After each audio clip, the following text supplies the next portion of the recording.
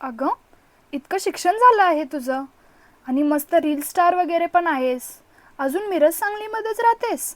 जा जरा बाहेर पड, मेट्रो सिटीमध्ये जाऊन राहा, एखादं लक्झरियस लाईफ जग. असं तर मला सगळेच म्हणत असतात. आता यावर सगळ्यांनीच माझं उत्तर ऐका.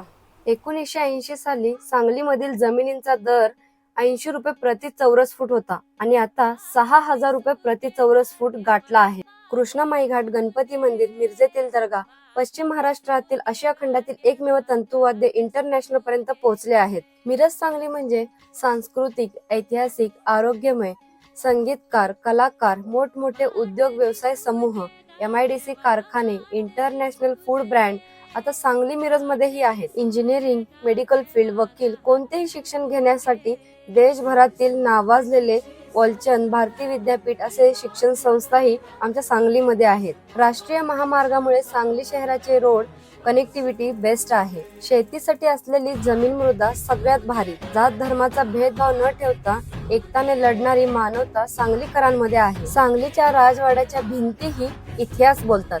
छत्रपती शिवाजी महाराजांच्या पदस्पर्शाने पावन झालेले मिरजेतील भुईकोट किल्ला आहे.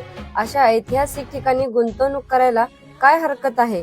हे सगळं ऐकून तुम्हाला माझं उत्तर कळालंच असेल. मी मिरज सांगलीत का राहते. मिरज सांगली ही माझी ओळख आहे. मेल्यानंतर स्वर्ग मिळेल नाही मिळेल हा नशिबाचा आणि कर्माचा भाग आहे. मेट्रो सिटीमध्ये जाऊन मी स्वतःचे स्वप्न पूर्ण करणार नाही, तर मिरज सांगलीला मेट्रो सिटी होताना पाहणार आहे. तर मित्रांनो, आता वाट कसली बघताय? क्रीडाई सांगली पेजला फॉलो करा आणि रोजचेच प्रॉपर्टी अपडेट्स पाहत राहा. सांगली मिरजमध्ये गुंतवणूक करून आपले भविष्य उज्ज्वल करा. आजची गुंतवणूक उद्याचा प्रॉफिट असणार.